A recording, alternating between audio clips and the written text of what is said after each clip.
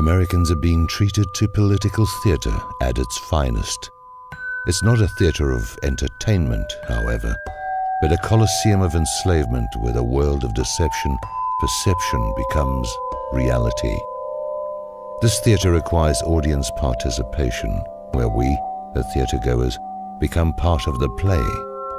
We are a truly captive audience, entranced into mindlessly choosing sides at the frenzied urging of the corporate media and partisan cheerleaders firmly seated behind the microphones and television cameras of the nationally syndicated media.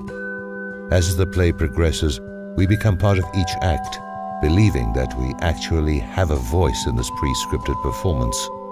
We are bombarded with lie after lie, each worse than the previous in an attempt to convince us that we can make a difference by choosing and cheering seemingly opposing sides on the stage before us. The biggest lie of them all is that there are not two sides, but just one.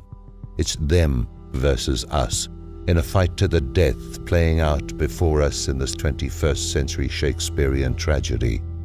It's not just death, but the premeditated murder of the middle class and anyone without a reservation at the globalists' table, and the space at that table is limited. The actors of this play are ostensibly at odds over funding the Affordable Care Act, while a peek behind the curtain tells a different story altogether. Like any play, the ending of this has already been determined. The ending, however, is not the same as written in the commemorative program you are given upon your arrival at this theater. The house lights have been dimmed not just for the performance, but to induce us into a hypnotic trance, further enabled by the media mouthpieces of malice.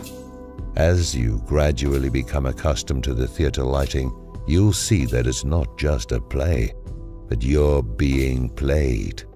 You're being manipulated into believing that the government shutdown is the actual plot of the play, while it is merely the method to continue the lie of a fictitious political paradigm.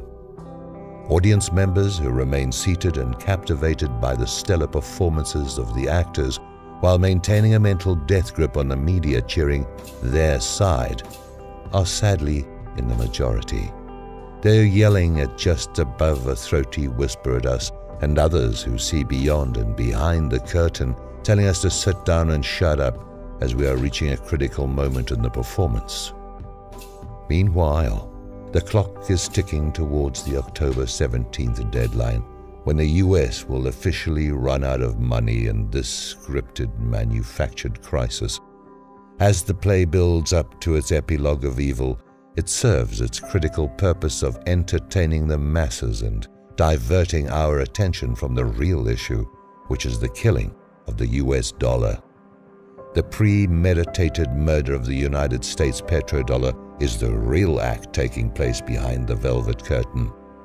The play merely buys the actors, the murderers of the working class, and the world as we will have once known it, time to arrange their own exodus from this coliseum-turned theater.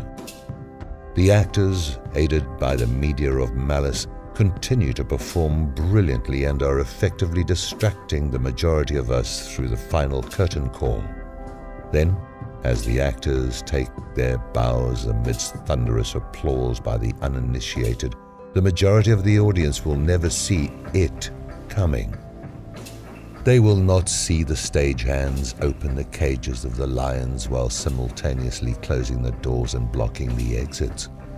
The thunderous applause at the curtain call will hide the sound of the engines on the Lear jets and the rotor noise on the helicopters that will whisk the actors to safety, away from the unspeakable carnage that was planned from the beginning. By the time the screams from those who remain dutifully seated become unbearable, the globalist bankers, the money changers, the power brokers pulling the strings of the political puppets will be far from earshot. When the house lights are turned on, the remaining theatergoers who survived will suddenly awaken to a different life. For it was never about what was seen, but always about what was hidden. It was never about the government shutdown, but the shutdown of the majority, that same majority that continues to cheer for their side, unable or unwilling to comprehend that there is only one side, their side.